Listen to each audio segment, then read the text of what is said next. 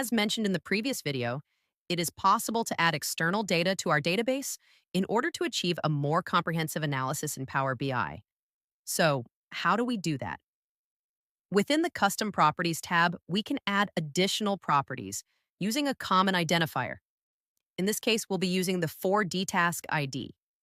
This is why it's so important that from the moment we begin modeling our project, we've already structured our data in a way that allows us to manage and integrate additional information later. That's what will enable us to enrich our database effectively. In this example, we're going to add the following information.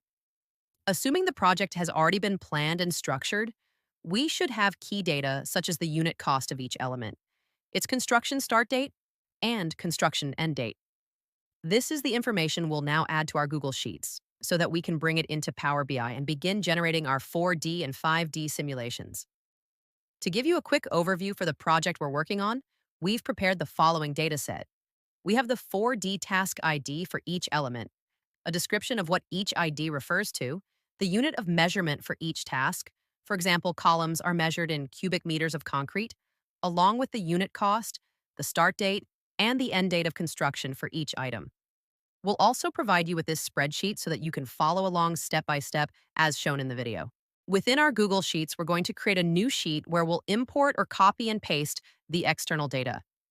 As mentioned earlier, Google Sheets works very similarly to Excel, so it allows us to move and manipulate information quite easily. Now that we've pasted that external data into our sheet, we need to transfer it into the Custom Properties sheet, since the pivot table has the option to add custom properties to be later passed on to Power BI. The first thing we need to do is define the identifier we'll use to match and manage this information within Google Sheets. In our case, we'll be using the 4D task ID. I recommend copying and pasting the exact name of this identifier from the pivot table to avoid any mismatch. If the text is even slightly different, the configuration may not work correctly. Once pasted, a list of all 4D task IDs from the pivot table will appear automatically.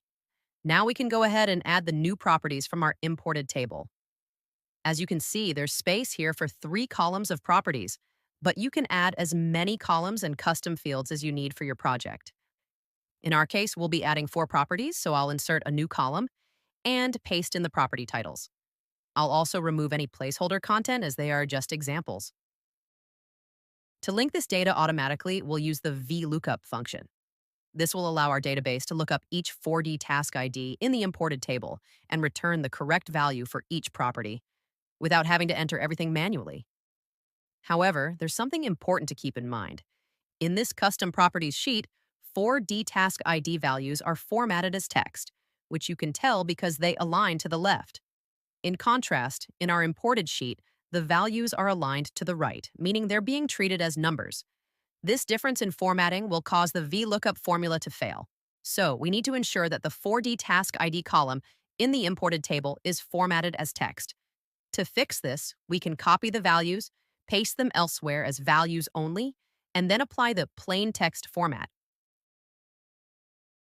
You'll notice they shift to the left when the format is correct. Then copy them back into your main table. Now we can use the VLOOKUP formula successfully. Now let's write the formula. We start by typing equals VLOOKUP.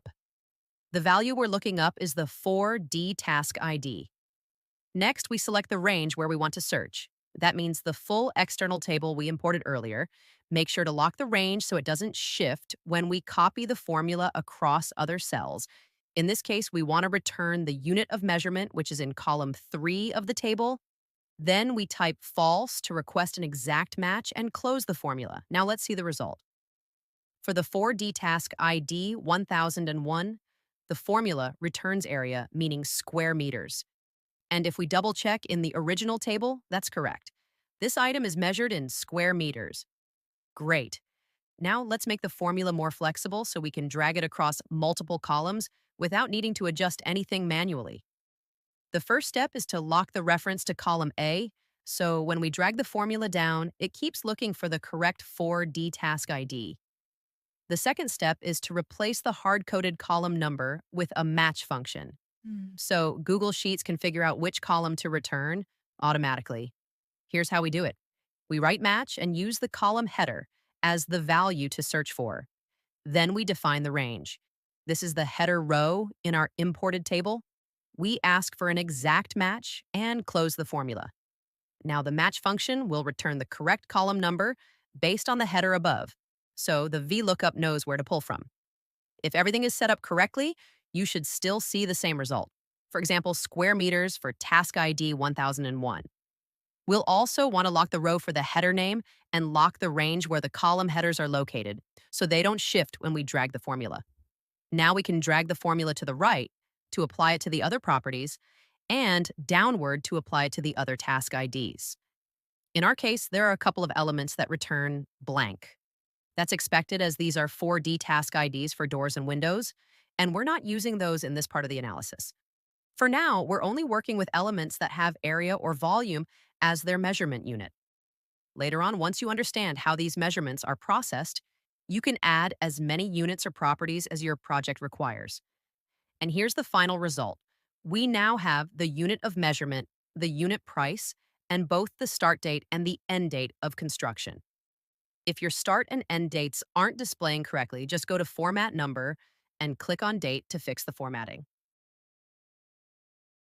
If we go to the Pivot tab, you'll see that this database is already programmed to automatically pull in the custom properties we've added from external sources. Now, notice this. The start date column isn't showing the correct format. It's not being recognized as a date, so we need to update its formatting to display properly.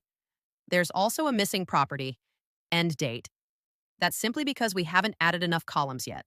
So I'll insert a new column here, drag the formulas over, and now you'll see that the end date shows up. Only the first cell is formatted correctly, though. So let's fix that. We'll go to Format, then Number, and choose Date. And now, the data we manually added is visible and properly aligned for each element, based on its 4D task ID. We now have a clean, structured table showing all that external information.